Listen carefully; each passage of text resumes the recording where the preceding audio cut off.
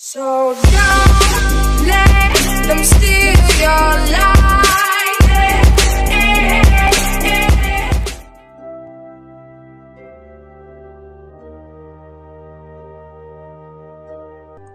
Feminism. That is our topic today. I know what you're thinking. Yes, I did just go there. We're going to delve into part 1 of a video series that I hope to do on feminism, what it is, what the results have been, the consequences, the backlash, the male backlash, how it affects our families, our communities, our society as a whole, our entire country for that matter, and where it's coming from. First of all, I want to say that after all of this Wisconsin state capitol business that I've been doing, I got some very, very thoughtful messages from people warning me about my safety. Thank you very much. I was careful while I was there. I made sure I stayed by the cops most of the time. Although I don't know how much good it would have done me. I never know whose side they're on, but made sure no one was following me home. You really never know with those guys. But no, came away from that without a scratch, except on my my mental sanity. Okay. I also got a message, a very good reminder on my last video from subscriber Pinegrove33, otherwise known as Bernard Chapin of Chapin's Inferno, a wandering cauldron of politically incorrect commentary. Definitely subscribe to him, he has some awesome stuff. Especially you guys, he's there for the guys. He said, I think you should say nothing to them as you can convince the left of zero. Isn't that the truth? We are in the market of persuading independents. Leftists are mental patients, not run-of-the-mill Democrats. Those freaks are leftist diehards, etc. So true. Good reminder because in this culture war, in this political war, there are battles being fought on many fronts at the exact same time, and we need to wisely pick our battles. So, thank you, sir, for that reminder. Alright, I saw a internet quote that goes, guys don't know how to treat girls anymore. I believe that's why the lesbian rate is going up. That's right, they don't know how to treat girls, and that's because everyone's telling them something different. Women themselves are giving them mixed signals. I would say that guys and girls don't know how to treat each other anymore. And there are many reasons for that. Is there anything guys don't get blamed for these days? Seriously, everything. Women's issues, family issues, national issues, it doesn't matter what it is, it's always men. Damn those male chauvinist pigs. I mean, really? Of all the cross-sections of society to blame these days for our problems, people act as if women haven't been liberated yet. As Phyllis Schlafly says, women are the most privileged creatures to ever walk the face of the earth. In this country, at least. I want to start off by jumping on the social bandwagon and saying, I'm offended. I am. It seems like the thing to be is offended by something these days. Everything's offensive to someone, isn't it? You know, in the age of tolerance, everyone is more offended than ever. Personally, I'm offended by the term empowerment. It implies that I am lacking something on my own. I'm not good enough the way God made me. I don't need the National Organization for Women to tell me that I'm of worth as a human being. I don't need them. I don't need feminists to make me feel decent about myself, to boost my confidence. I don't need a successful career even to feel fulfilled as a woman. Alright, I want to read an interesting comment that someone posted in response to a comment that I posted on someone else's video titled, Feminists Beat Me Up on the Internet. Funny and good and sad video, but it was a rant by a blogger who was commentating on some of the comments he got on his blog. At any rate, I commented on his video and said, thanks for what you're doing, good job, voiced my disapproval of feminism. Some woman commented on my comment, and she says, and I quote, "You're disgusting. One of those insecure women who is lacking in some regard, be it looks, intelligence, or otherwise, and so clings to the hope that you can be one of the guys by claiming to share the opinion of the most idiotic guys. I say only the most idiotic because most men I have met are feminists. They do believe that women are not lesser than men, which is all feminism is, obviously. Is that so? Well, you know, my first reaction would have been to be indignant because of just the stupidity of that statement, but honestly, I feel sorry for this woman. She actually believes that feminism is about the belief that women are not lesser than men, which is not what it is. If it ever was about that, it's not anymore. So she needs to get educated. Second, one of those insecure women who's lacking in some regard, you know, I am many things and insecure is not one of them. In fact, I would say that I often err on the other side. If anything, I'm too egotistical. I'm sorry, but no one who knows me would ever label me insecure. I'm not bragging, I'm just saying that as a matter of fact. Looks, intelligence, or otherwise, you know I'm not the hottest chick on the planet by a long shot, nor do I have a PhD, but I haven't, I don't normally get criticism for my looks or my lack of intelligence. So, coming from someone who doesn't even know me, I just find it amusing. By the way, I understand the crowd that she's referring to when she talks about the women who are lacking in some regard and so hope to be one of the guys by siding with them against feminism. I know those types. I'm familiar with those types. They're the same kind of girl who will pretend to be, or who will act lesbian with her female friends because she thinks the guys find it hot. Yes, ultimately they're seeking the approval of the guys or want guys to be attracted to them, so they become whatever it is that they feel that they want. She can't fathom, apparently, that I could disapprove of feminism because I believe that it's disastrous to our culture and because I believe it's a big fat lie. She thinks the only way I could actually be an anti-feminist is because I want guys to like me. Oh. I'm sorry to burst the old bubble here. So what is feminism anyway? Because there seems to be a great confusion, a great misunderstanding between people as to what it actually is. And what it was and what it is are two different things. And then what it is and what it is being sold as are two different things as well. Let me first say that feminism is not about women's rights or equal opportunity anymore. That may have been how it started out. Yes, women weren't allowed to vote once upon a time.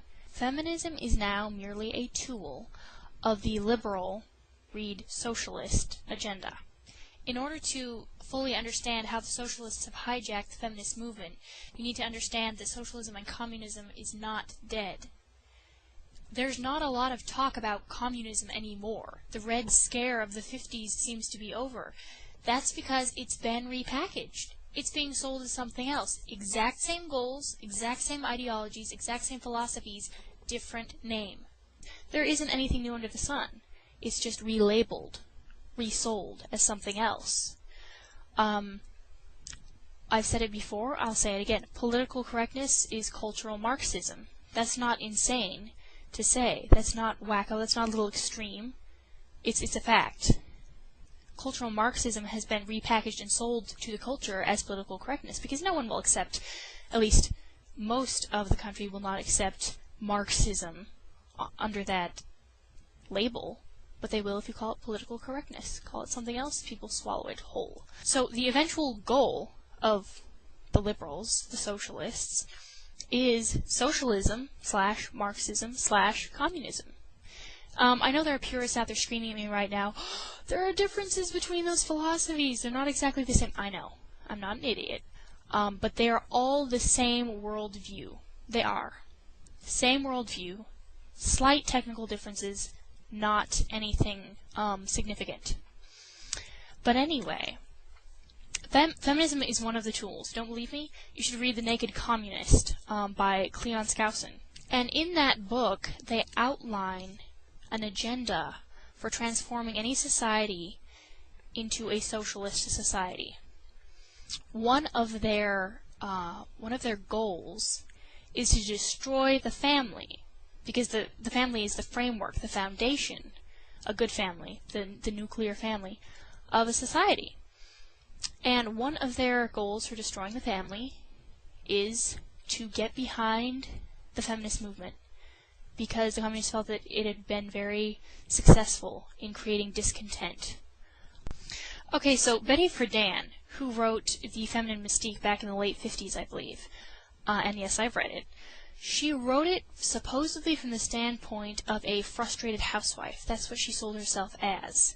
She espoused the ideologies which attack full-time homemakers, and she cultivates this victimology among women.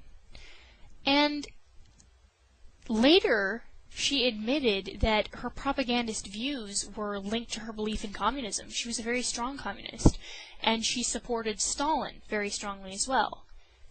Not surprising, radical feminism was the goal, one of the goals, of the socialists for bringing about their worldview.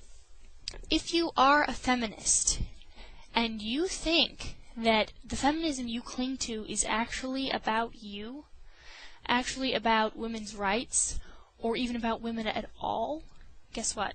You have been played. You've been lied to.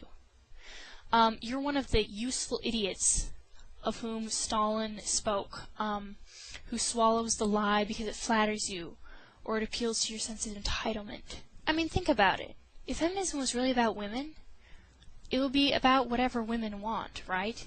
It would be about the freedom to pursue whatever you wanted, including nothing. It would include the freedom to stay home and raise your kids, if that's what you really wanted to do, if that was your heart's desire. But feminists are not for women. Again, Sarah Palin should have been championed by the National Organization for Women, right? Because she was running for president and she was a woman. Isn't that what feminists want? Women in leadership roles? No. Liberal women. Which tells us that it's not about the woman, it's about the liberal. For every action, there's an equal and opposite reaction. It's a matter of science and of common sense.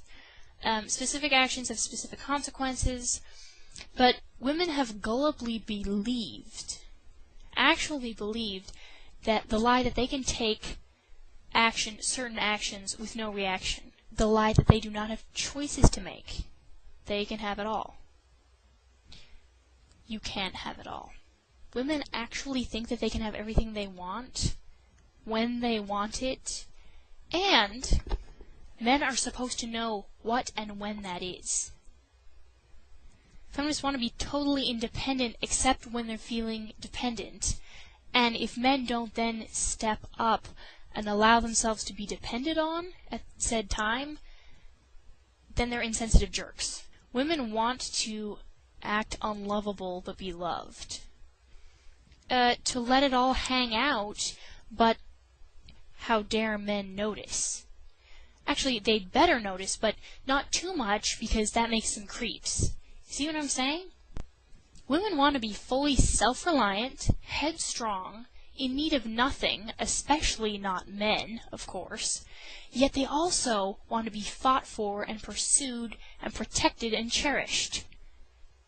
And ultimately, what women want, what feminists want, radical feminists, is to be able to act like men and be treated like women.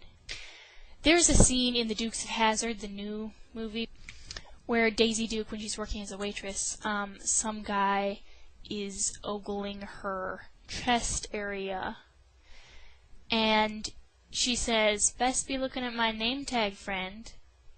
When he then makes a comment about her very obvious boobage, she punches him and kicks him over. To me, that epitomizes feminism more than anything.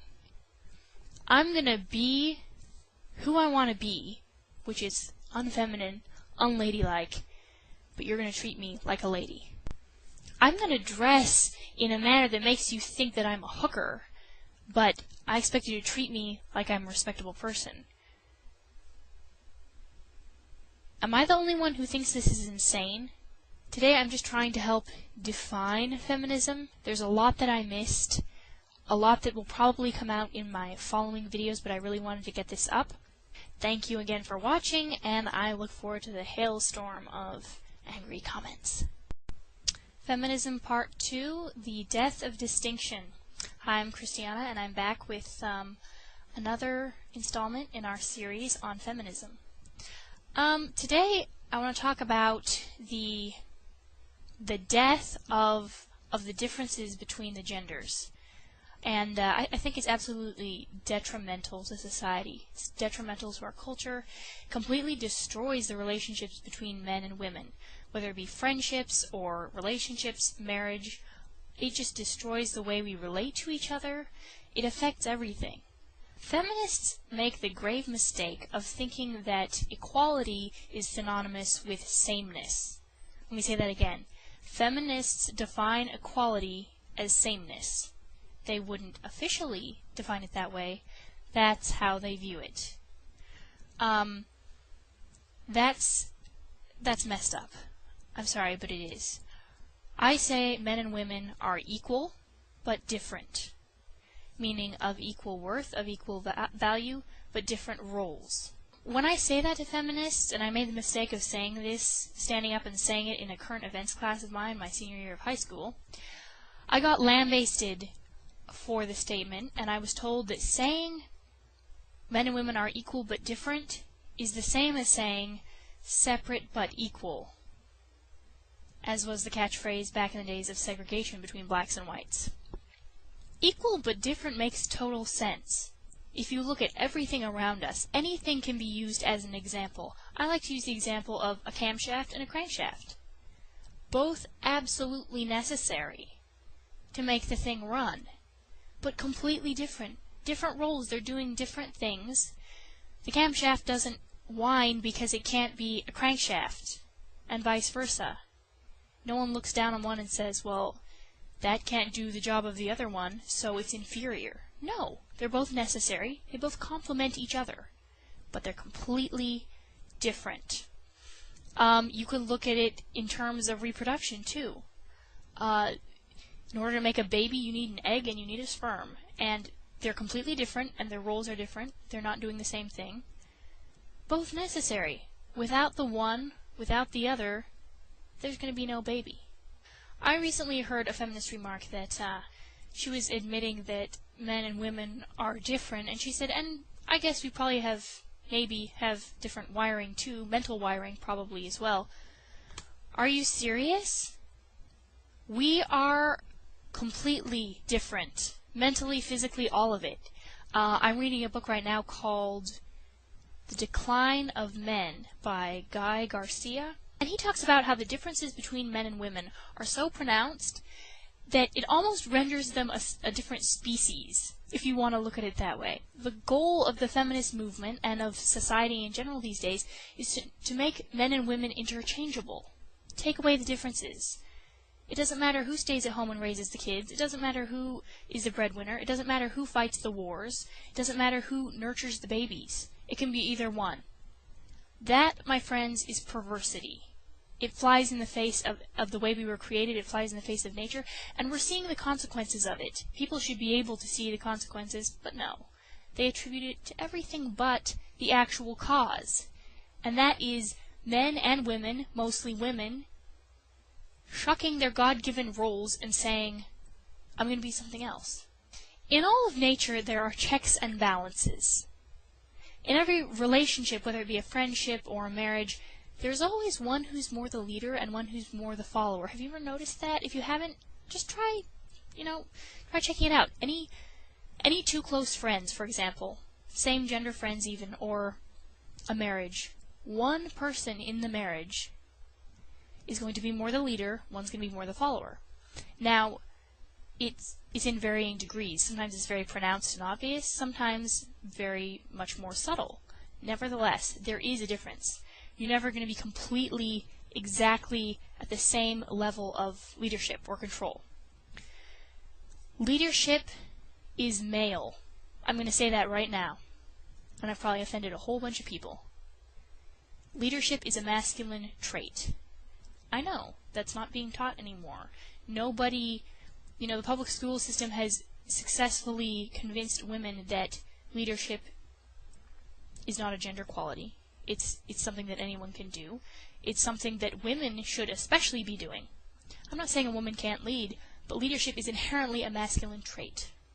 And it has been proven that men are better at it, and I won't get into right now exactly why that is because I don't really have time. So I always find it funny when I see a marriage where the wife will brag that they're friends, they're really good friends. She'll say, we don't have the typical marriage, we're best buddies, we're not, he's not this overbearing chauvinist pig, I'm not a feminist brat, we get along great.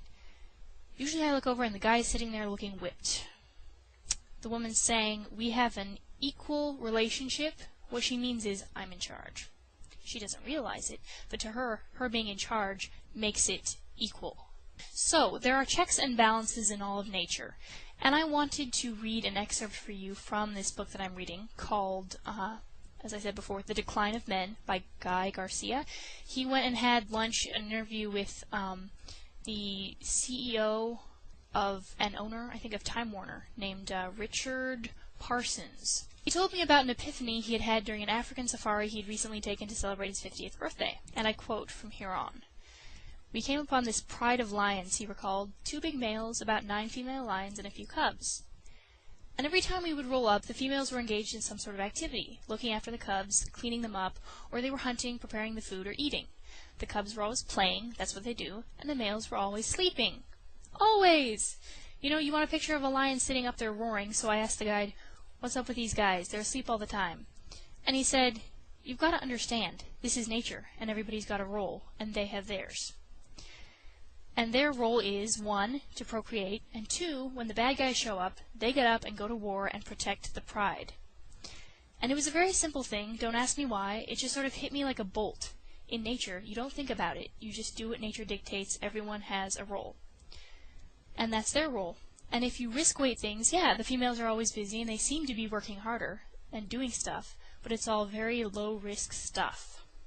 The guys don't do much, but when they do something, it's all high-risk stuff. If you weigh it all out at the end, it about balances out. It's the balance of nature. Here's the book, by the way. The Decline of Men. I just found that very profound. That illustrates things very well, because a lot of times I hear that used by feminists to say men and males, including animals, are chauvinist, by nature, because the male is the stronger one. He's going to be the dominant one, and so he makes the women work, and he just sits and he sleeps. Look at history. Men, overwhelmingly, almost entirely, all the bloodshed has been on the part of men. Men are the ones who have sacrificed, historically, their lives, their fortunes, their sacred honor. Everything that has ever been risked that was worth something was usually by men. I'm not saying women haven't made strides in history. I'm saying that men were always the ones sacrificing because they believed in chivalry. In my opinion, I have observed that there are 3 different kinds of chivalry now. And by 3 different types, I mean 3 different motives behind men who are chivalrous or gentlemanly towards women. And the first, I would say, is duty. You were taught as a young boy, open the door for the woman, or, act like a gentleman. It's just that's the way you're taught, so you do it. Whether you feel like it or not, that's just, you think that's what you're supposed to be, so you do it. Second reason, because they want something. Admiration, respect, appreciation, or, to get a woman in bed with them. The reasons vary, but there are guys out there who will play the nice guy, even when they're not, in order to get women.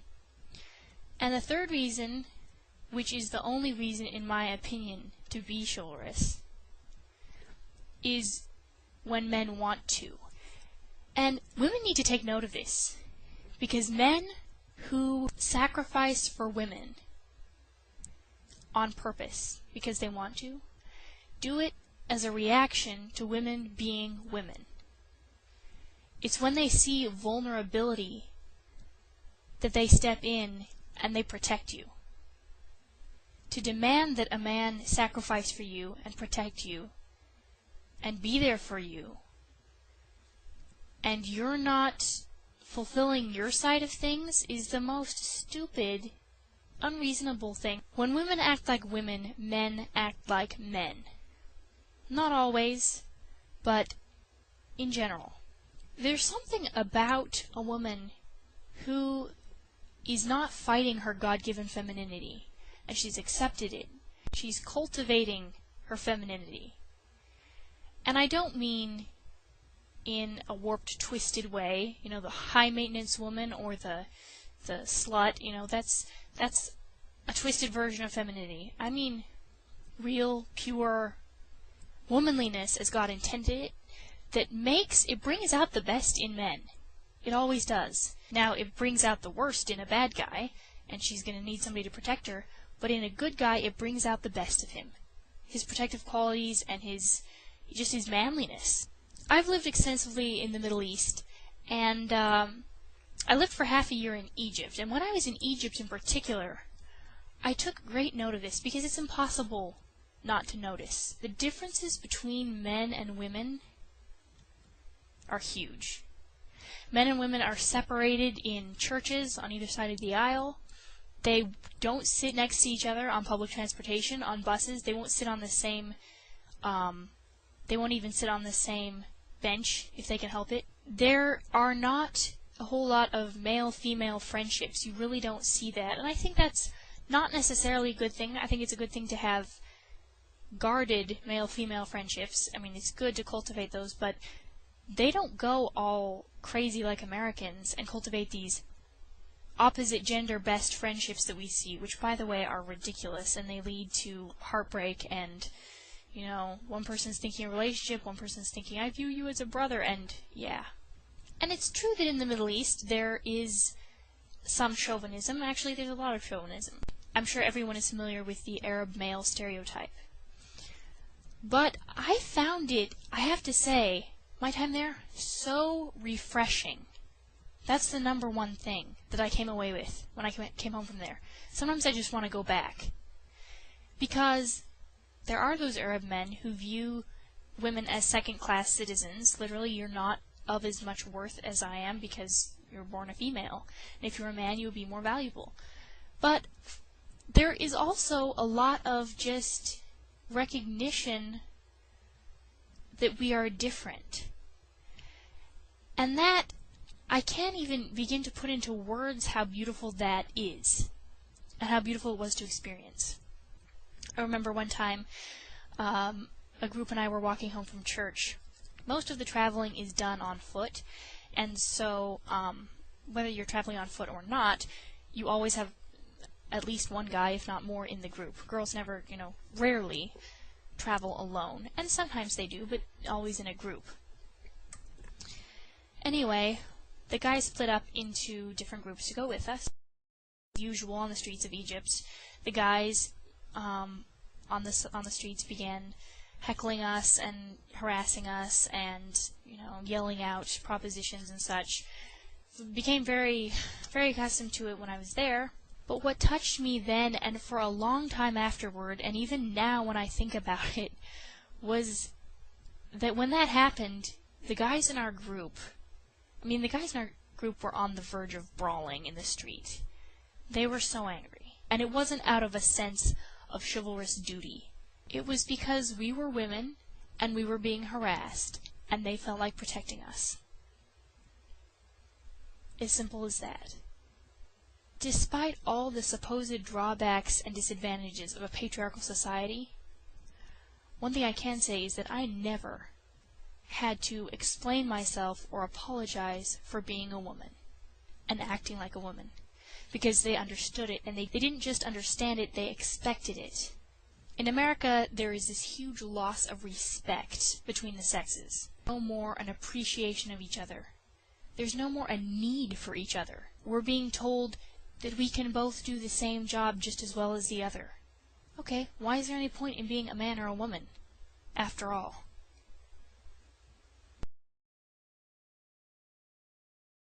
Greetings and welcome back Today we have, drum roll please,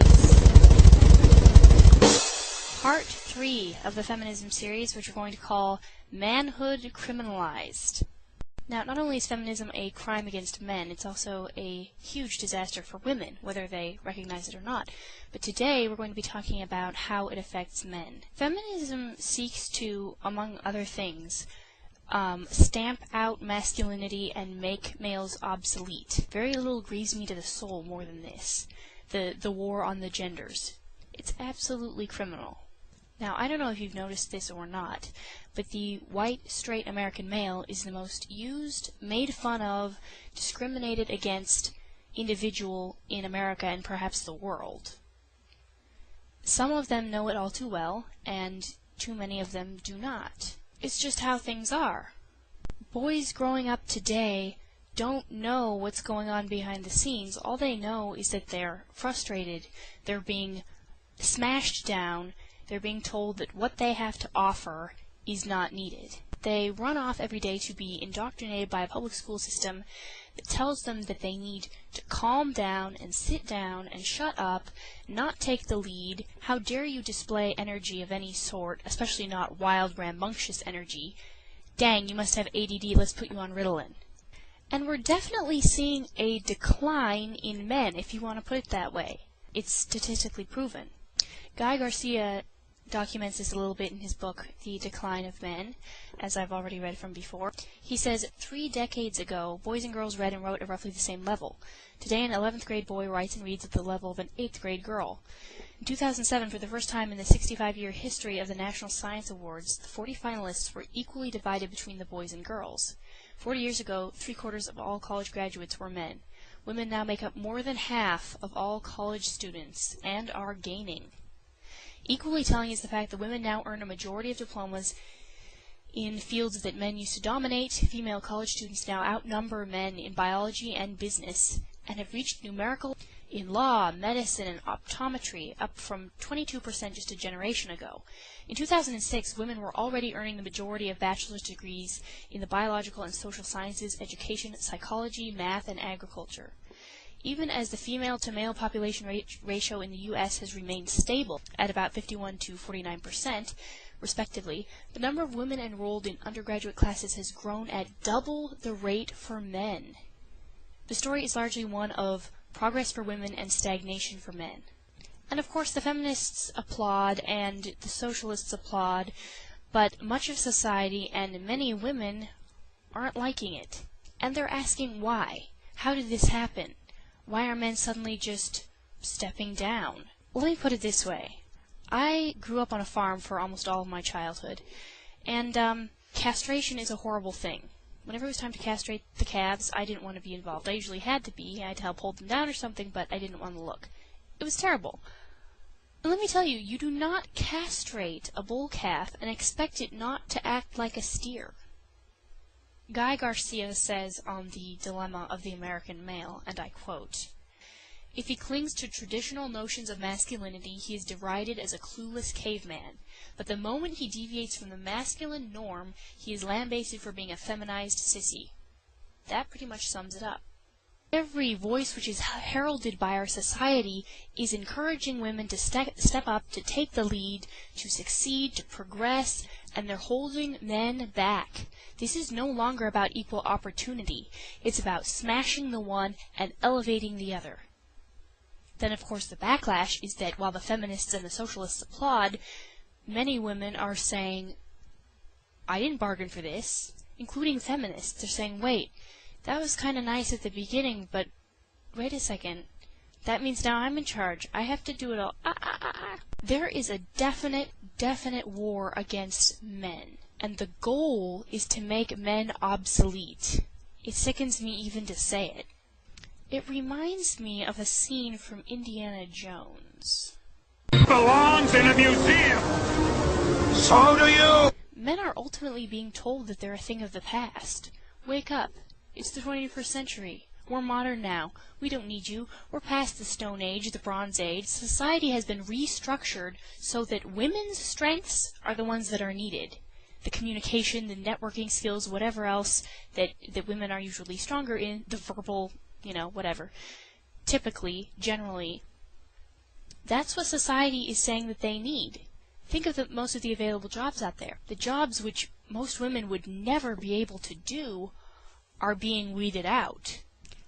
And that's one of the horrible reasons that women can't appreciate men anymore, is because they don't know a real world. Women only know a world that is protected from reality by technology. Think about it. If everything that technology helps women with was to go down, if we were to return to the days of settling the frontier, women would all of a sudden realize, oh my goodness, we need men. Isn't that selfish? Now, I think my farm upbringing helped me to appreciate this a little bit more, because when you live out in the middle of nowhere and you live off of the land and you work for everything that you eat and everything that you earn, and you're working with your bare hands, everything by the sweat of your brow, that is a man's world. So yeah, the goal is to make men obsolete. I got a comment on my Feminism Part 2 video from YouTube user Hands-On Communication. He says, "Thanks for this. I've also noticed that to varying degrees men are largely becoming obsolete, which is going to have a very adverse effect on society, if not already. I would definitely say already. We have done away with male role models in the elementary school system. Fathers get routinely screwed over in custody cases, and thanks to ye old sperm bank, women can make a conscious decision to render fathers obsolete too. Indeed, a woman needs a man like a fish needs a bicycle." My dad was a student of military history, and as a strapping young man, he decided to go the military route, thinking that the military of the early 80s was, at least at its core, the same as it used to be, as it always has been. He thought it was the one way to escape from the deathly clutches of feminism and into the last bastion of hope, where being a male was actually appreciated, indeed necessary and essential, rather than demonized. He discovered how wrong that was in Army ROTC. He quickly discovered that even in the military, which is supposed to be about defending the country, which is supposed to need strength, they didn't want it. They didn't want strength, they didn't want courage, they didn't want bravado. They mocked him for being a hero. Women were assigned the leadership positions in the graduation parade. They were always helping and elevating and pushing the women forward, all the while telling people via the media that the women were succeeding excellently.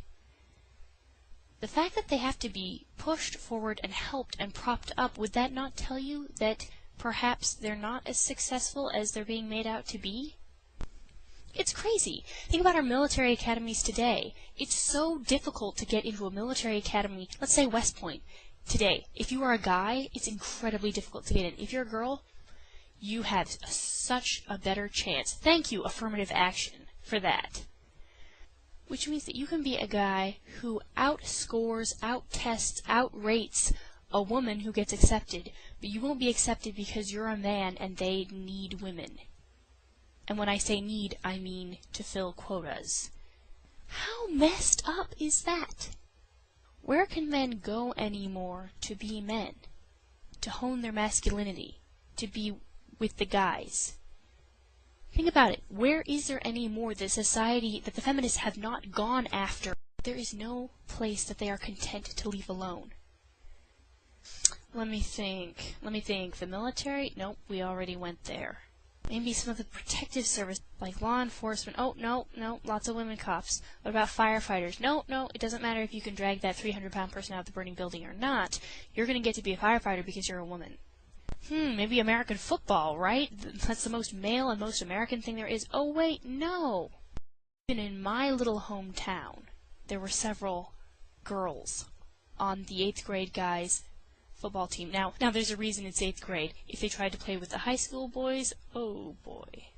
Let's see. Sensitive teenage girl, or even butch teenage girl, meets volcano of male testosterone. Yeah, she's getting killed. Feminists are these clutching, clawing, grabbing, selfish little things, big things, which aren't content to let men have anything to themselves, or even to share anything with men. It's like, oh my goodness, there's an area where women haven't stuck their sticky little fingers. Let's go there and mess it up. All the time I hear girls and women complain about men and their video game obsession. You know, what is it about video games? You're sitting there and you're moving your fingers and nothing else, and you're playing a game that isn't real, right? That's what they say. And you can do it for hours on end. Did anyone ever think that maybe it's because that's the one place they're allowed to go, they're allowed to be a man, they're allowed to fight, they're allowed to succeed, without the interference of women? And not really so much anymore. And it's pathetic that men have been regulated to that. This doesn't really go with the flow here, but I often hear feminists say that men can be feminists too, or I know a lot of men who are feminists, and that always chaps my hide because, duh, of course they're feminists. The public schools have them from infancy, practically. You know, little 6-7-year-old boy, earlier they do preschool, and he's indoctrinated from the time he can't even read or write. Of course he's going to be a feminist. He's been programmed to believe that if he's not, then he's evil. Boys are being programmed to think that there is something wrong with them, and that they deserve whatever they get in terms of regulation or being held back. As subscriber Quan Kicker said, feminists make men ashamed of their masculinity. They use bogus studies and bad science to convince men they are inherently violent, evil, and physically and mentally inferior to women. Sound familiar? It's the same tactics the Nazi Party used to convince people that Aryans were superior and that Jews were inferior. Feminism is modern Nazism, and the West has become nothing short of one giant female supremacist society where men are considered less than human. Now, people always get mad when anyone compares feminism to Nazism, or, you know, feminazis. I really like that term, by the way, feminazis. But it's actually accurate. It's like when I bring up communism/socialism and feminism together, and people get in a huff about it. Why? I'm not saying it to be spiteful, I'm saying it because it's true, because they actually genuinely are linked. Feminists like to think that the men's movement consists of these regressive dinosaurs who just can't let go of the ideas of the past. If that's true, let me ask why so many of these men are not old, and second, why is the movement growing? Okay? This has all the characteristics of a backlash, not of people clinging to old notions. The men's movement is simply men finally standing up and saying, we're not going to take any more of being trampled over, spat on, and told to sit down and shut up. That's all it is. It's a response. Remember that whole thing we were talking about? For every action, there's an equal and opposite reaction. Specific actions have specific consequences. Feminists? These are the consequences. I said this before, but men are being told what they can and cannot be attracted to. Women are turning into these unisex, if not masculine creatures, and then being surprised, angry, and hurt when men pass them by in favor of a more feminine woman. Many times I've heard a feminist bemoan having lost her man. She disregards that fact as if it has nothing to do with his reason for choosing the other woman over her. But then she'll say, and she's so sweet. It's said with both disgust and regret and a little envy. How about affirmative action to get more males into college? After all, they're now in the minority. We said we needed affirmative action to get females and minorities into college when they were in the minority. Now males are in the minority. Why aren't we doing something? We know for a fact that feminists are not all about equality, because if they were, they would look at all of the inequities now. But no, they keep pushing for more. It's not about equality. It never has been. Well, as usual, I didn't cover even half the ground I wanted to. Watching and for commenting, for your overwhelming support and encouragement. By the way, I did not at all expect this when I started. Tune for part 4, which will be Women Sold Short, and we're going to take a look at how feminism kills women. See you next time. Welcome back to the No Feminist Zone. I'm Christiana, and I'm here with part 4 of the feminism series. This one is going to be called Women Sold Short. We're going to be talking about the damage that feminism has done to women.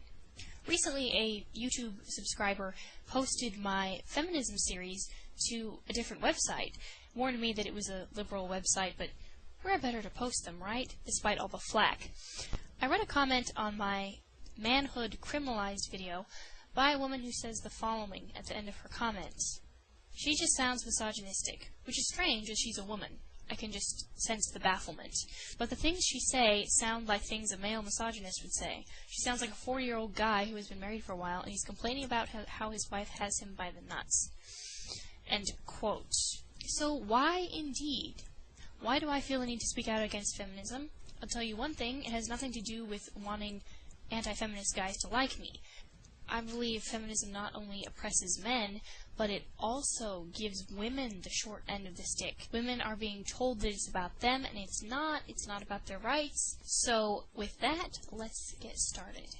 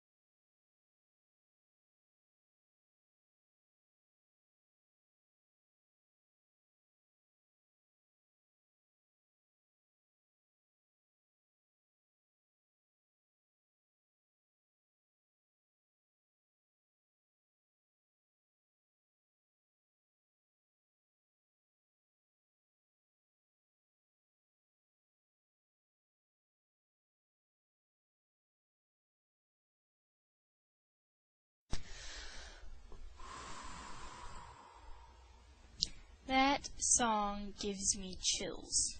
Still. And long before Bonnie Tyler sang about needing a hero, women have needed heroes. Deep down, women want real men, and men do not allow them to tell you anything different. Sure, we love the modern male. We love him in the same way that we love a puppy or a baby. Women are starting to look around and say, where are the real men? Where are the William Wallaces? What happened? And it's really heartbreaking, this whole war on the genders. It's like watching something die, you know, it gets sicker and sicker and weaker until finally it dies, or is bled out, as one person commented on a video of mine. Now, first of all, feminism attacks women who want to make a choice other than the career choice.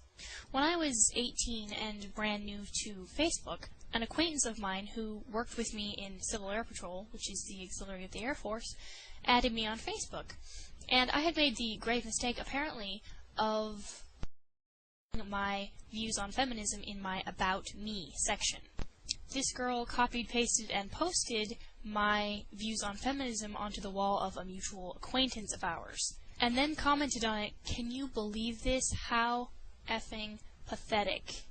Can you believe there are still women out there who think like this?" Over and over again she said it was pathetic and it was sad, and she was really angry over it. And at the time I wondered what it was that ticked her off so much, because we didn't even know each other, actually. We were just acquaintances, and there was nothing about me personally that she hated. It was just that she hated my stance on feminism. Feminists hate it and take it personally when other women have views other than their own. We saw this recently on the Old Turks video where Anna attacks Phyllis Schlafly and vehemently states that all feminism is giving women the freedom to choose between being, let's say, a homemaker and in a traditional role or taking a career path. Feminism does not give women the freedom to choose. Homemakers do not feel free to be homemakers. Society does not make mothers feel free to stay home and raise their children. If anything, feminists demonize and criminalize it. They make you feel like you're not contributing to society and you're a lazy bum. So why are traditional women and women who choose that path vilified and attacked? Well, two main reasons in my opinion. The first one is it messes with the agenda.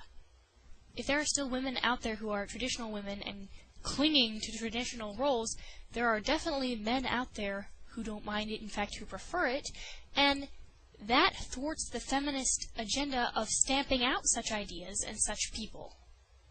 The second reason kind of ties in, and that is jealousy.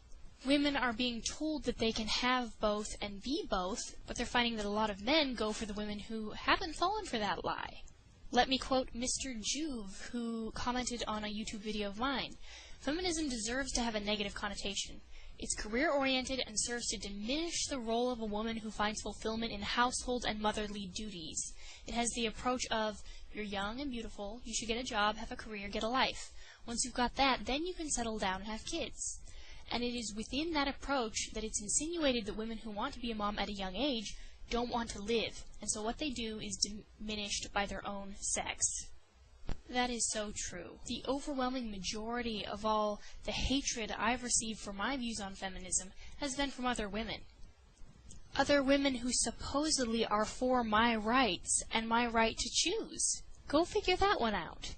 Robin a Boy says, Phyllis Schlafly is exactly right. Women are told you can have it all. You can sleep with 1,000 men and not be considered a slut. You can treat men like crap and still marry the man of your dreams. You can be a career woman and rise to management positions and still have kids in your 30s. This is complete bull. Feminism has done more to harm women than they will ever know. Women certainly can and do find fulfillment in things like a job and other activities that they do outside the home, but they will never be fulfilled as a woman through their career, like a man would. And even feminists recognize that. That's why they tell women you can have both. You can have the family life and the career. But it's not true. You cannot successfully have both. Of course, everyone defines success differently, don't they? And man, the backlash. I recently read a comment on a YouTube video of a man who said, "I will never marry an American woman!" ! And who can blame him? But it certainly doesn't bode well for those American women who are but a few good apples in a barrel of rotten ones. Men wisely decide that fishing through all the rotting stink isn't worth it, and they're finding another barrel. For you men watching, women love strong men, and don't let any woman tell you otherwise. Because there are those who will. Women thought they wanted men that they could control until they got it. And they realized that was not what they bargained for. I mean, have you ever wondered why the girls unjustly go for the bad guys? By the way, I'll be doing a video on nice guys and bad boys, but not as a part of this series, probably. Whether a woman admits it or not, she does not want a man that she can control. She may say that, she may think that, she may rebel against a man who doesn't let her walk all over him, but that's what she wants. I know, women don't make much sense. A woman cannot respect a man who she can control. Women may think or even say that they like the Alan Alda version of masculinity, but they like it because it can be controlled. There's nothing attractive about it, though. A man who can be overpowered by a woman will make a power-hungry feminist woman happy in that area. but he's definitely not going to be able to make her weak in the knees, or make her feel secure and protected, and so many other things that there just aren't words to describe. I mean, admit it, ladies, if you've ever seen this full scene, that you didn't fully appreciate what was going on. You make it so difficult sometimes. I do, I really do. You could be a little nicer, though. Come on, admit it, sometimes you think I'm all right. Occasionally, maybe. When you aren't acting like a scoundrel. Scoundrel? Scoundrel?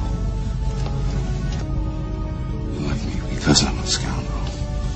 There aren't enough scoundrels in your life. I happen to like nice men. I'm a nice man. Very nice.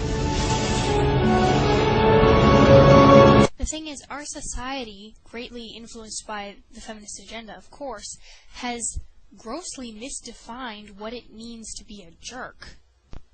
Any display of aggressiveness or dominance or initiative or leadership by a man seems to be booed by the masses as a bad thing.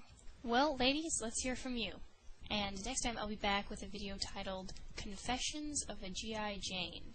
Have some interesting stories. Thank you so much for watching, subscribing, commenting, liking, and just appreciating. Greetings and welcome to part 5 of the Feminism series, which I've titled Confessions of a G.I. Jane. First of all, I apologize for the long sabbatical between videos. I just made a very unexpected trip out of state, as a matter of fact, several states away. I am in the South. Now, before we get started, I'd like to say that I failed to summarize very well in my last video.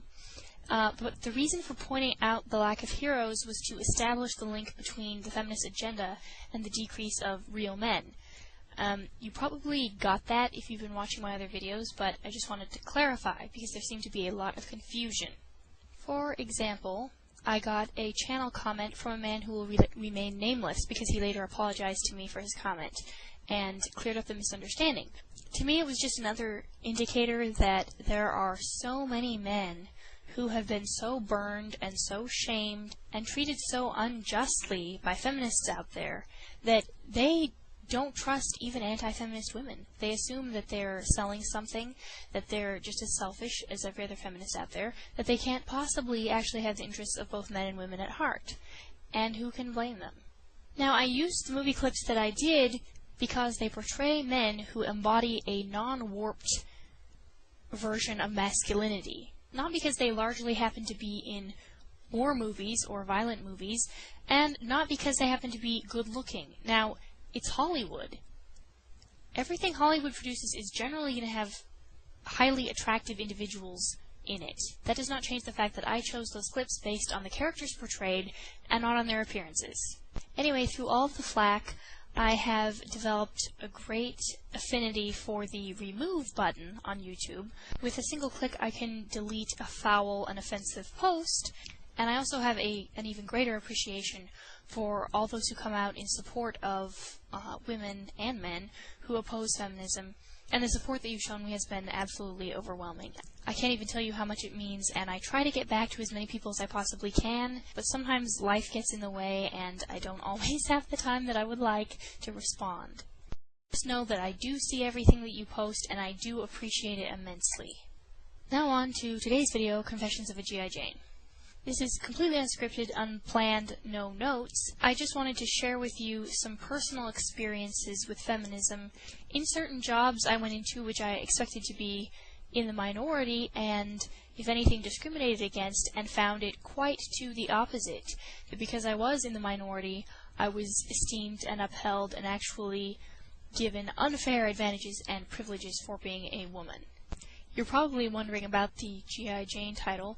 No, I was never in the Army. I was and am, however, in the Civil Air Patrol, which is the official auxiliary of the United States Air Force, which is a very fancy-sounding title, but ultimately we are not, quote, real military. We do not deploy. We are not combat trained. We really do search and rescue. 95% of all inland search and rescue missions in the country are performed by Civil Air Patrol. We carry out Air Force assigned search and rescue missions. We have a cadet program which trains youth in military customs and courtesies, drill, marching, PT, the physical side of things, Aerospace education, a lot of that. No, we're not like the Boy Scouts. Nothing against them. Now, I joined Civil Air Patrol at the age of 16. Growing up, I had heard about the military a lot, and I was raised with an emphasis on character more than almost anything else. I really wanted to serve my country, and ultimately I wanted an outlet for that character. I wanted to do something that actually needed it, where it would count for something, where it would actually help people. And despite everything that I'm going to say in this video, don't get me wrong, Civil Air Patrol is great, it is a great mission, and it's good for young people, so you should really check it out. However, my time in Civil Air Patrol merely served to confirm what I had been taught about feminism and what I had observed elsewhere. I had gone in with feminism not on my mind whatsoever, and very quickly realized that it was alive and well there. Girls weren't merely given the opportunity to succeed. It became very apparent to me very quickly that it was important and good that women achieve. They didn't really care about the guys as much. A male and a female could be promoted to the same rank, and the female is the one who would get the attention, because she was a girl, because it was novel, because she was supposed to, because it was cool, because it was politically correct, because it furthered the feminist agenda, because of whatever reason on which you might want to speculate. And this bothered me because it was clearly a little demeaning to the guys, but also because it was humiliating to me. I started to wonder, how badly would I have to fail before I was recognized as failing? Now, for the record, I was a very good cadet. I loved my job, and I succeeded, which I applied myself to. I promoted through and to the cadet officer ranks very quickly. I enjoyed learning and taking tests and doing my job, and a lot of the badges and achievements and promotions and such were objective rather than subjective, so I knew it wasn't that I was being promoted because I was a female. But there were some which were subjective, and that always caused me to wonder. And even when it came to promotions, I started to take a look at the physical fitness tests. As the auxiliary of the Air Force, and wearing the Air Force uniform as we do and such, our PT tests kind of followed the Air Force's grading system. So it involved push-ups, sit-ups, sit and reach, a shuttle run, which is a sprint, basically, and then also a timed mile run. I know, 1 mile. So when I was a cadet second lieutenant, I think it was, I was chosen to be the primary representative for my squadron at the Cadet Advisory Council, which is kind of like the Congress of Civil Air Patrol. The regulations and run the cadet program, create policy. During the time, I took a close look at the PT standards. And it wasn't the fact that the male and the female standards were different that shocked me. Anyone with common sense would recognize that males are almost always going to outperform females physically. Very physically different. Thus, the standards were different. And I didn't tackle that specifically. It wasn't the difference that bothered me. It was the enormous gap of difference between the requirements. The requirements changed based on your age, the promotion you were going for, and your gender. And I was looking at one particular phase for one particular promotion. A male of a certain age had to run a mile in, I think it was just under 7 minutes or just over 7 minutes. Let's say 7-something. And a female of the same age had to run it in 10-something. 10 plus. Now, first of all, I can walk a mile in 10-something minutes. But second, that kind of a difference isn't taking male and female differences simply into account. It's giving the females an enormous edge on the males. Let's put it a different way. There isn't a female out there, or at least in Civil Air Patrol, or so I hope, who couldn't run the mile or perhaps even walk it in 10-something minutes. But there are plenty of males who were failing the 7-something standard. Not because the males were more out of shape either. That was the other thing. There were plenty of overweight females who were passing and promoting. In other words, it demanded a higher level of fitness from males, even taking into account the fact that male and female levels of physical fitness would be different. Okay, I had to play with the settings there for a minute. As the sun goes down, I'm losing my light. So, at the next Cadet Advisory Council meeting, I asked them to table that issue. Female PT standards. That's actually how it read on the agenda. Female PT standards. And I brought to bear all the incriminating evidence, and was met with the typical comeback, which is that females are anatomically different. No kidding. and thus they need more of an edge in order to promote. Keep in mind that I wasn't even tackling the fact that the standards were different here. I was not arguing that females should have the same standards as males, although it could be argued that if the males need to be at that standard in order to do a certain jobs, then should not the females also? But here I was just saying, let's look at how grossly different these are. The fact is, I said, we're giving females an advantage over the males. We're promoting plenty of incompetent and physically out-of-shape females, and denying promotion to plenty of males who would easily pass the female standards, and in fact, would almost pass their own. And I was met with the most ridiculous feedback. I got absolutely pummeled from all sides. There were very few who supported me. A few guys saw the logic of what I was saying, but didn't really speak up. There was one female in particular, and it's funny because she's now at the Air Force Academy. She's the one who used the females are anatomically different than males excuse. And I said, yeah, I understand, but look. I mean, seriously, a 3-minute difference on a mile, if you are a runner, you would know is enormous. It's astonishing. I was told, well, this is based off of Air Force PT standards / the Presidential Fitness Challenge. And I made the argument that, well, that's nice, but if the Presidential Fitness Challenge causes us to unfairly give an advantage to females and disadvantage males, we need to take another look at it. We don't accept the status quo because it is the status quo. Since when do we accept how things are for the sake of how things are? And finally, they tried flattering me and saying, well, not all women are as physically fit as you, and not everybody is a marathon runner, which I was not at that time, by the way. I later did run an extreme trail marathon, but at that time wasn't into long-distance running at all. And that was perhaps the first time that I felt the fires of indignation absolutely welling up inside of me. As I saw these people, chuckling to themselves and passing it off as well, you're just really physically fit. That really irritated me because they were using every trick in the book to excuse this female supremacy doctrine. And it was like the emperor who wore no clothes. For all of my insisting and for all the evidence I brought out, and all the logic, all the facts, all the statistics, none of it mattered to them.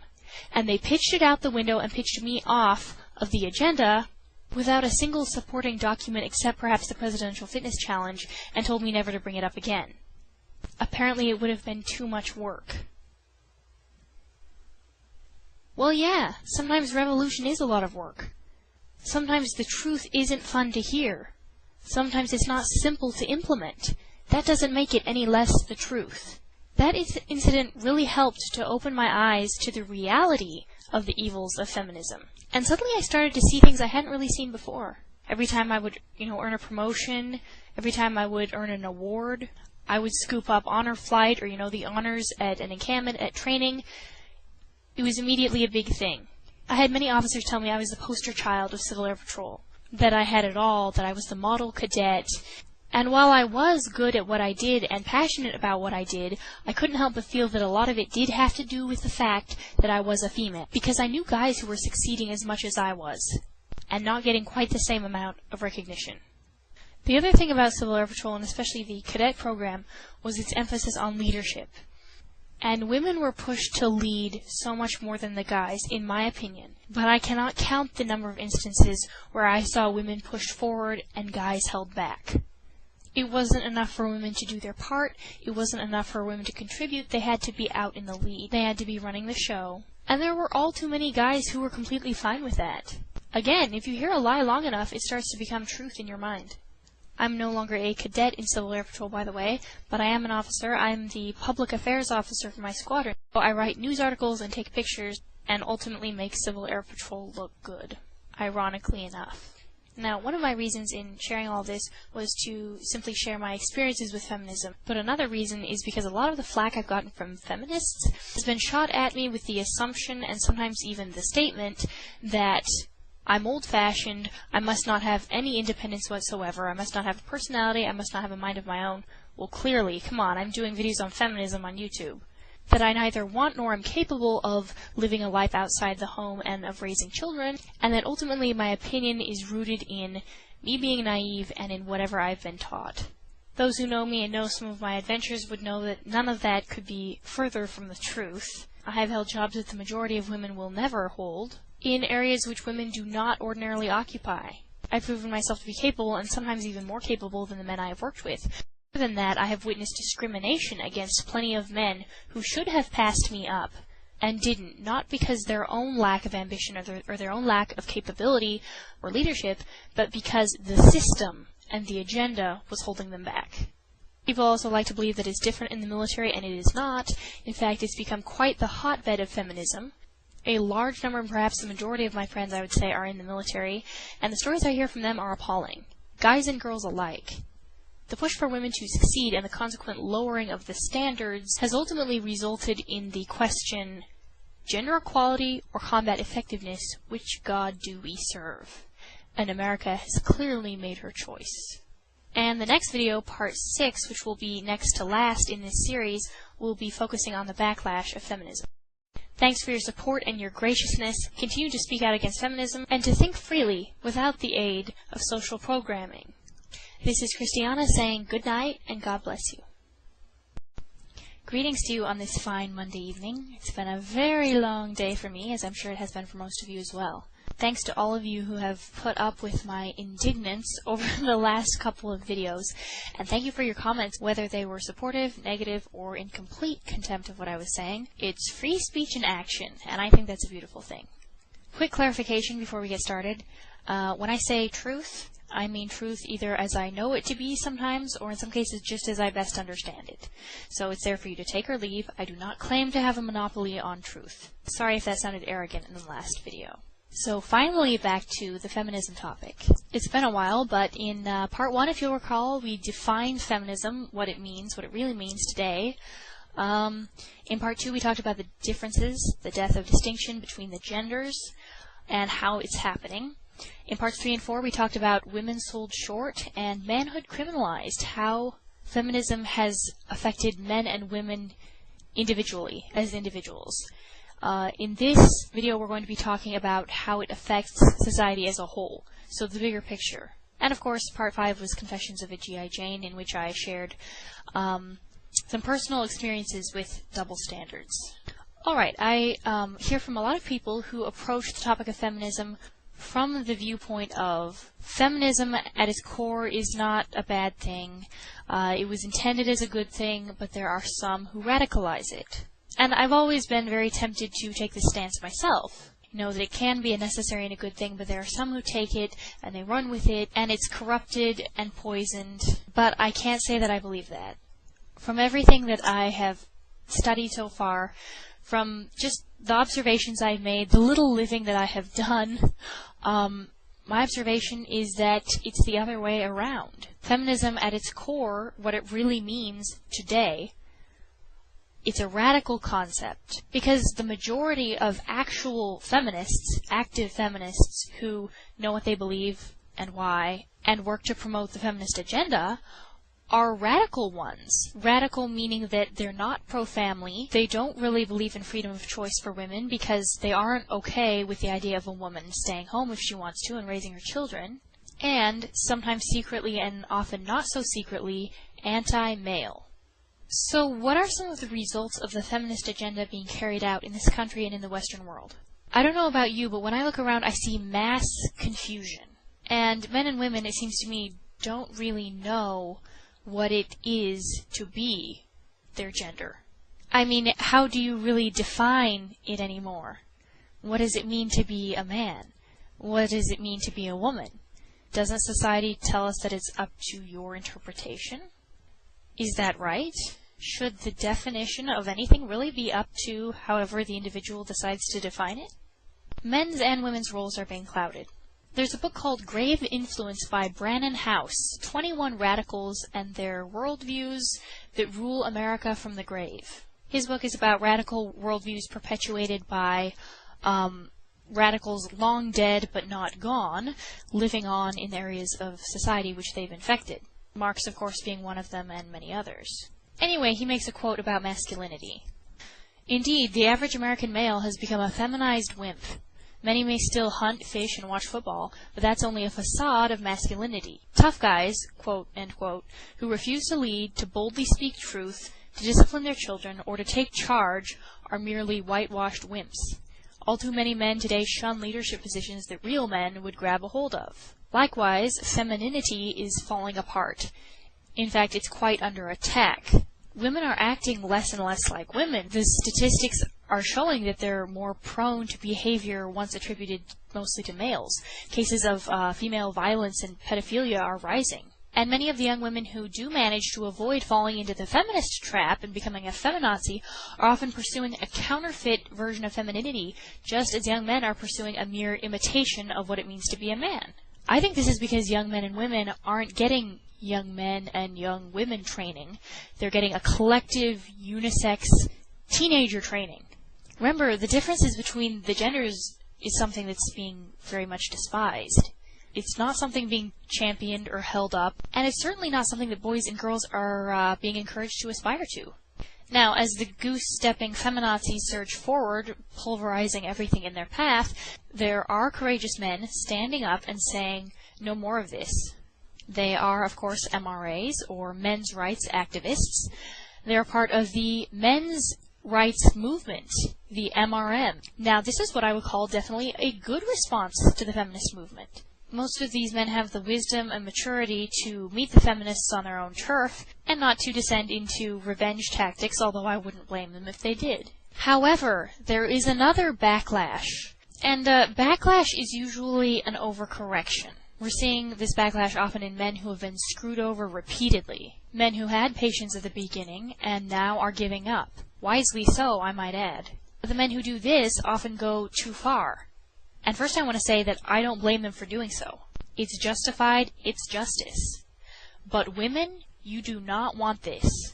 Backlash is often an overcorrection, and many men are overcorrecting.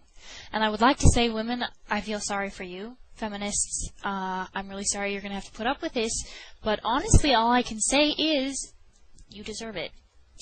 This is what you asked for. This is what you've been working for. You wanted a man who wouldn't treat you like a woman. Well, guess what? A lot of men are now saying, fine, we're equal.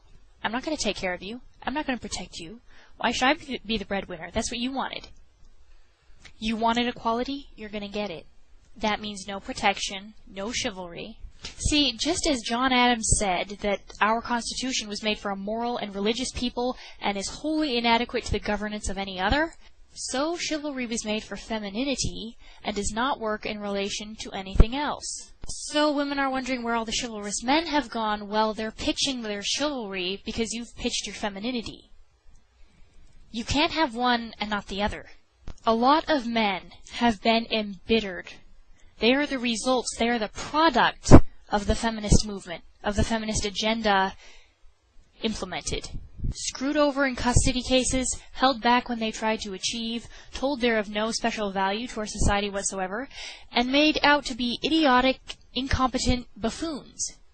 So who can blame them when they say, I'm going to go my own way? When they say, we don't need women. I mean, come on, you women said that you didn't need men. And I don't know about you, but to me it's really painful to watch the destruction of these gender differences. I'd like to say to men, hang on, hang in there.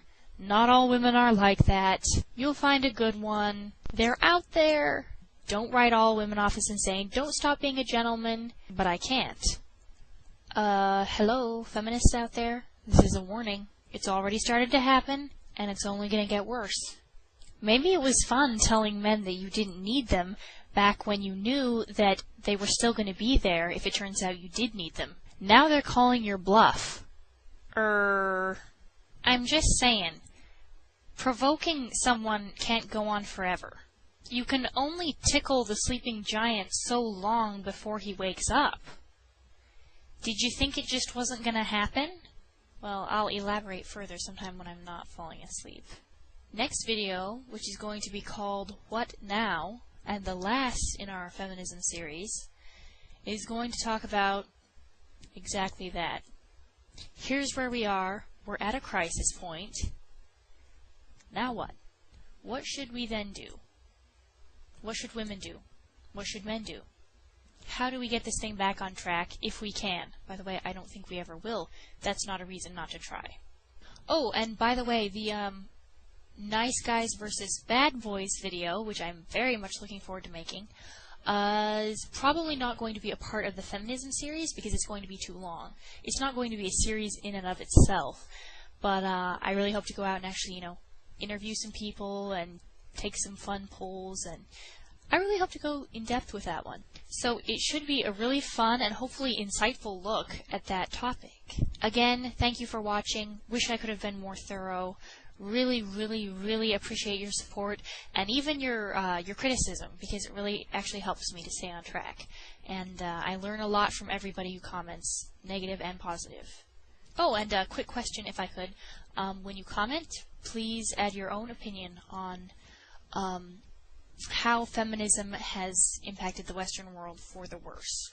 Big picture-wise, how has it affected us? Thank you so much, and see you soon. It is Monday, new week, fresh start, all that jazz. The title of this video, of course you already saw it, but is What Now? So what now? Where do we go from here? We've already talked about feminism, obviously its ill effects on society, the many ways in which it is flawed. Things are, we know what the status quo is. The question is, what do we do now? Is there anything to be done? And that's the focus of this video. The Man Who Fell to Earth. I really don't want to stay on this topic any longer than necessary, but I got a lot of comments and personal messages from some of you saying, you shouldn't respond to this guy, he's a troll, he's wrong, he's just trying to provoke a response out of you. And I do understand that. First of all, I wanted to forgive the guy, and I wanted him to know that that's the way I felt about it. I wanted to use him to prove some of my points. Namely, the fact that feminists are not pro-women. Feminists are the real misogynists in a strange, twisted sort of way, if you want to look at it that way. He kind of proved this in his video. So I don't necessarily intend to make responses to irrational people a habit, but if I see an opportunity, I'm bound to take it, and this is one of them. So, thanks a bunch for your responses as well. And to anyone else out there who may find my views on feminism nauseating or terrifying, to you I say this. You can't handle the truth! A few things before I get started. I wanted to tell you all about the book, The Flip Side of Feminism. I don't know if you can see it there. But anyway, I just received this from my dad for my birthday. It's actually my birthday today. And he knew that I had really wanted the book, and I read excerpts from it, and it's just outstanding. It's by Suzanne Venker and Phyllis Schlafly, who is an amazing woman. It's amazing what she's put up with and the kind of example and role model that she is for all women everywhere. But it's called The Flip Side of Feminism, What Conservative Women Know and Men Can't Say, meaning what men aren't allowed to say. I wanted to read two semi-random letters of feedback that I received, one in the positive and one in the negative. One is from a man who says, "Wow, as a man who grew up with two sisters and an extremely feminist mother who spent all the years after my father's death, he died when I was 7, telling me how much of a waste of space men were, it is a pleasure to see someone who talks so much sense. I live in Scotland, which is one of the more old-school countries in the world, but more and more we are seeing this.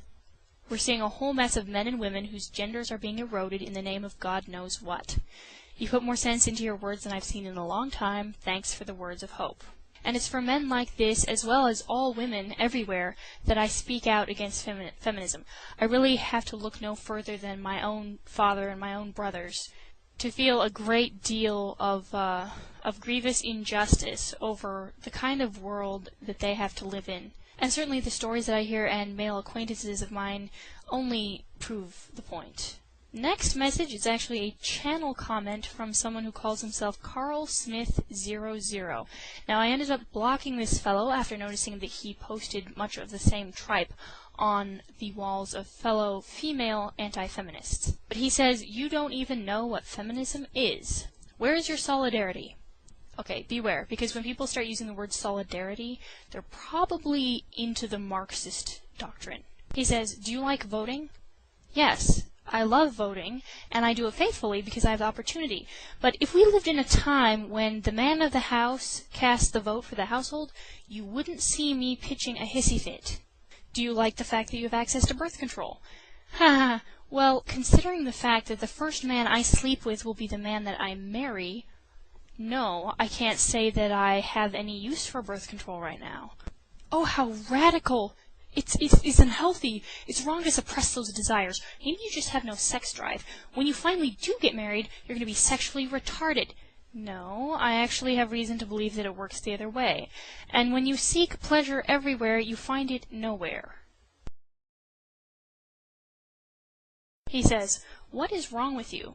Well, there are many things wrong with me, but I don't think that my stance on feminism is one of them. You're one of those women who has to pretend to hate feminism in order to get guys to like you. I'm not going to go after that one again.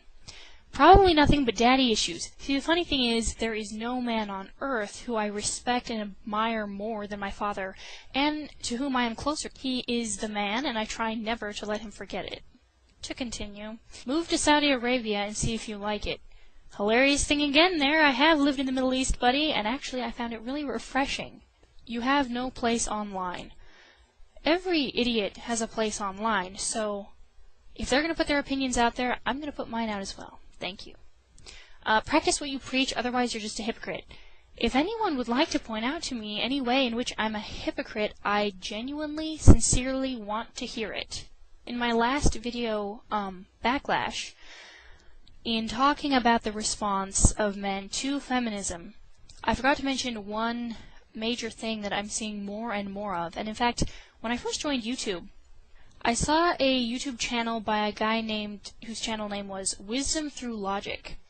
And he was talking about his bad experiences with the Western women, specifically American women.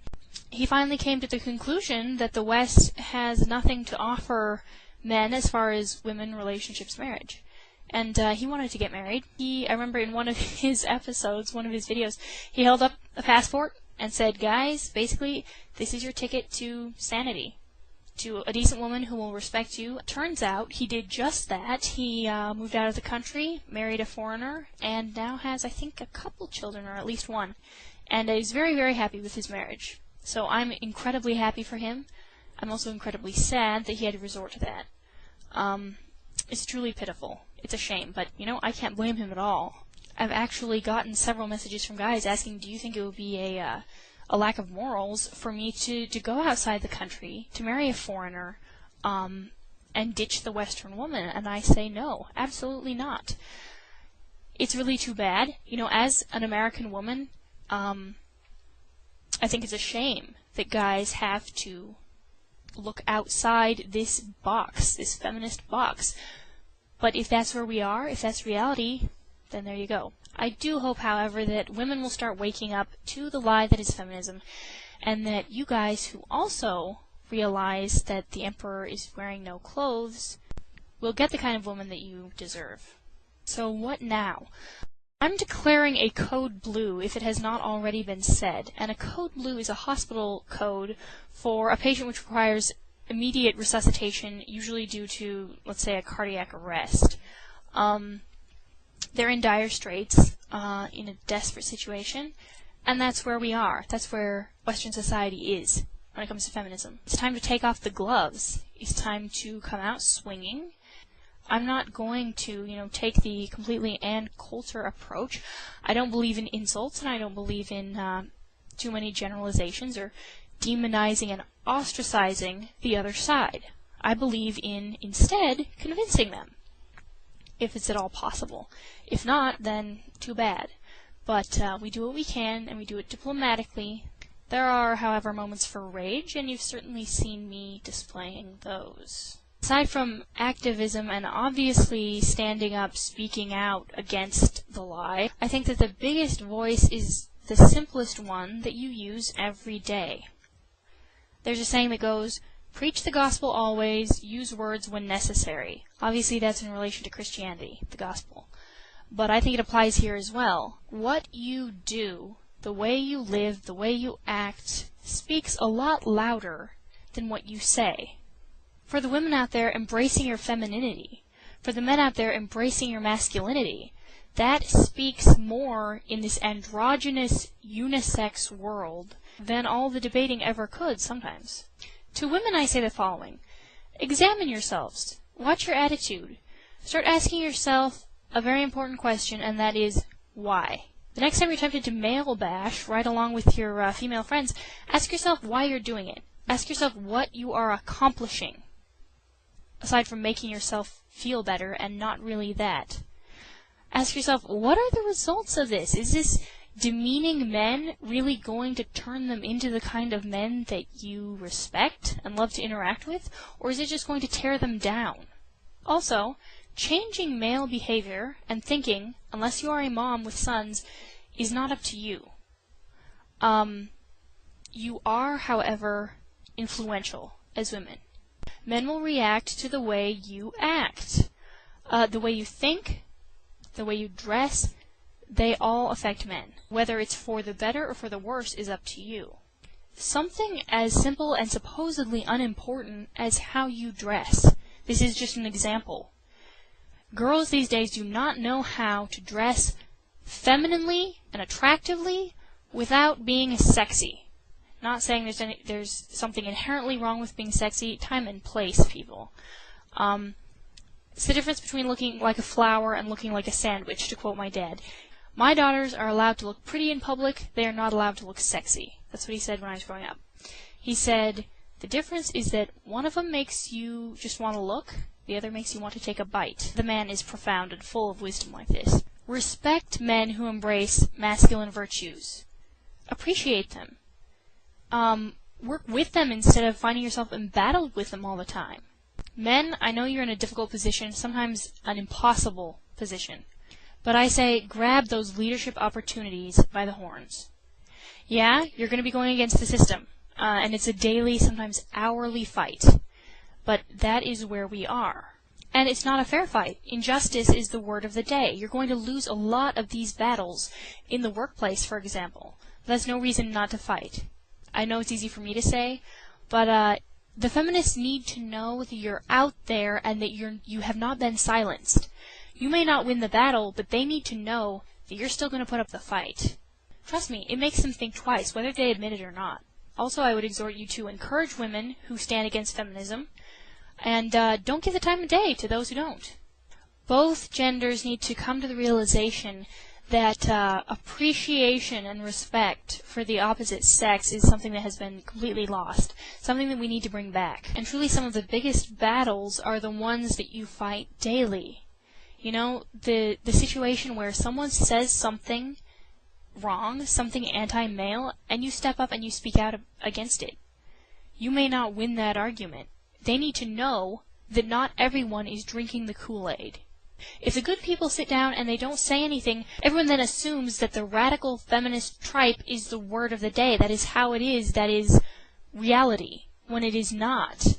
As Abraham Lincoln said, to sin by silence when they should protest makes cowards of the best of men.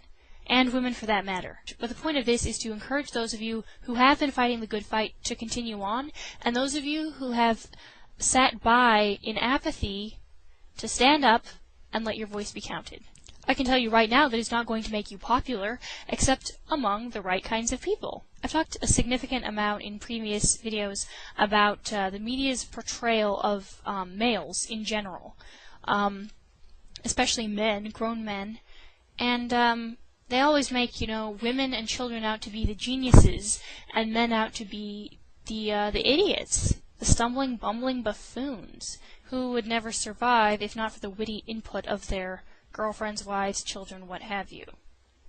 Now there's a quote that goes, future generations will look back on TV as the lead in the water pipes that slowly drove the Romans mad. Certainly nothing illustrates that better than the following commercial. I want to say it makes me angry, but really it makes me more sad than anything. That is awesome. Look how fast that is. So it's kind of encyclopedia-ish. It is an encyclopedia. No wish. Tom, I thought you were going to wash the dog. Yes. She's working on a school project. I'm kind of helping her out. Tom, leave her alone. Tom!